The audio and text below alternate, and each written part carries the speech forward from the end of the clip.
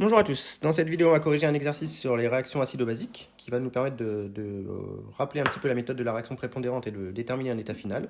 Donc comme d'habitude, je vous invite à lire l'énoncé et à essayer de le chercher pour ceux qui ne l'ont pas cherché et ensuite à écouter la correction. Donc on nous dit dans cet exercice qu'on introduit 1 millimole d'un solide qui s'appelle le sulfure d'ammonium, NH4,2S, dans 100 millilitres d'eau, tout simplement. Donc ici, je vais dessiner mes 100 millilitres d'eau. Voilà. Et dans ces 100 millilitres d'eau, eh bien, je viens mettre 1 millimole d'un solide ici, qui s'appelle le NH4,2S, dont je sais qu'il se dissout totalement dans l'eau, d'après l'énoncé, et il va se dissoudre en NH4+, et S2-, et par conservation de la charge, il va donc apporter 2 NH4+. Et donc finalement, mes N mol de NH4,2S vont donner naissance à 2 N mol de NH4+, et N mol de S2-. Donc initialement, eh bien, on peut déterminer les concentrations dans les espèces qui nous intéressent. La concentration de NH4+, c'est égal à 2N sur le volume de solution, avec le volume qui vaut 100 ml d'eau, donc 0,1. Donc ça fait 1 millimole, c'est-à-dire 1 fois 10-3 mol divisé par 0,1, qui est le volume. Donc ça fait 1,0 fois 10-2 mol par litre, fois 2, j'ai oublié le fois 2, donc ça fait 2,0. Et ensuite, la concentration en S2-, bah, c'est N sur V, et pour les mêmes raisons, ça va nous donner 1,0, cette fois-ci, fois 10-2 mol par litre. Et donc, on va poser dans la suite C égale 1,0 fois 10-2, pour que ce soit un petit peu plus simple dans le tableau d'avancement, de telle sorte à avoir la concentration en S2- qui est égale à C, et la concentration en NH4,2+, qui est égale à 2 fois C, tout simplement, au départ. Voilà, donc ça c'est pour le début. Et donc ensuite, on me donne les pK des deux couples, qui sont de 9,2 et de 12,9 et de 7. Et donc on me demande de représenter les diagrammes de prédominance. Donc je vais représenter pour le couple NH4 plus NH3, ici. Pardon. Voilà, sur une échelle de pH. Donc pour NH4 plus NH3, la frontière est à 9,2. Je vais gonfler un petit peu. Voilà, donc je vais mettre une frontière à 9,2 et évidemment la base pour les pH élevés, l'acide pour les pH faibles.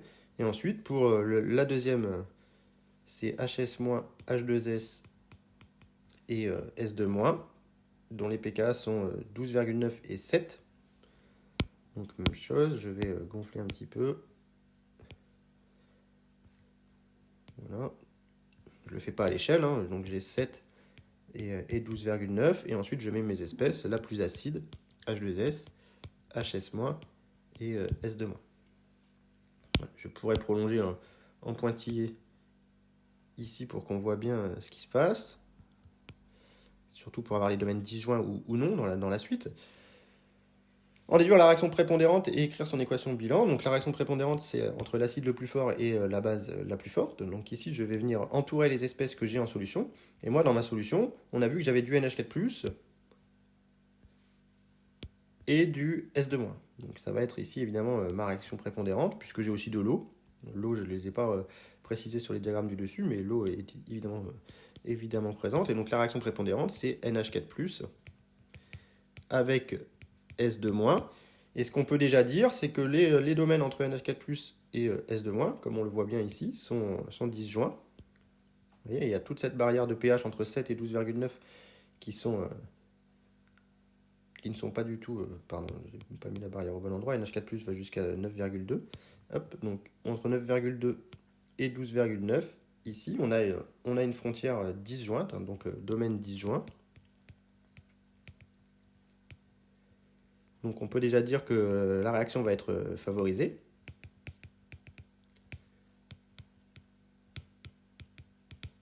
Entre NH4+, et S2-.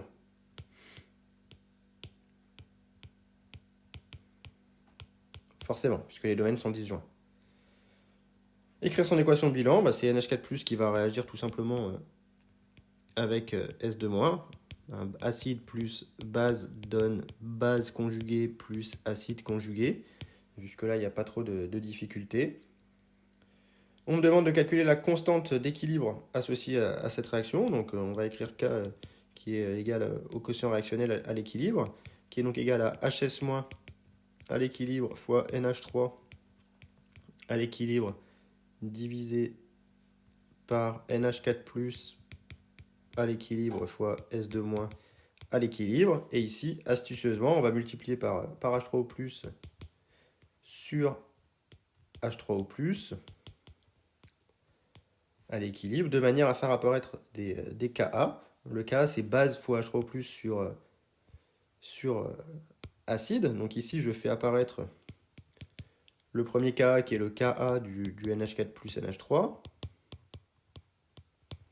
Et ensuite, pour le deuxième, j'ai cette fois-ci acide sur base fois H3O+, donc c'est l'inverse du Ka, donc sur Ka de HS- S2-, ce qui fait ici 10 puissance, eh bien, le pK bleu, c'est-à-dire le pK du couple HS- S2-, pardon, moins le pK du couple NH4+ NH3, c'est-à-dire 10 puissance, au vu de ce qu'on avait avant, 12,9 moins ici 9,2. Et donc on tombe sur une constante qui est de l'ordre de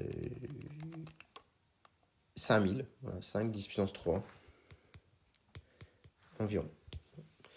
Donc voilà pour la manière dont on détermine la constante, et ensuite calculer la concentration de toutes les espèces en solution, puis le pH à l'équilibre. Donc ici on va faire l'hypothèse que la réaction est totale, puisqu'on a une constante qui vaut 5000, donc c'est clairement envisageable. Et donc on va écrire notre réaction, NH4+ plus S2- égale NH3 plus HS-. On part de C, de 2C pardon, et C, au vu de ce qu'on avait fait au départ. On va aboutir à un équilibre, tout du moins, comme c'est total, je vais aboutir à 0 ici et à C. Et donc mon avancement va en C, il va me rester C pour NH3 et HS-. Et donc pour le pH, on applique pH égale pKa plus log de la base sur l'acide, pour le couple pour lequel on a à la fois de l'acide et de la base en solution, que sont NH3 et NH4+. Et je vais venir chercher les concentrations qui m'intéressent dans mon tableau d'avancement. J'ai C et C, donc je trouve que c'est directement le pK du couple NH4+ NH3, c'est-à-dire 9,2. Donc le pH à l'équilibre vaut 9,2. Et pour un tel pH, je peux le placer ici. Voilà, ça c'est le pH à l'équilibre. Il vaut 9,2, donc c'est cohérent ici de ne plus avoir du tout de S2-, puisque le S2- est en dehors de son domaine de prédominance et même de majorité.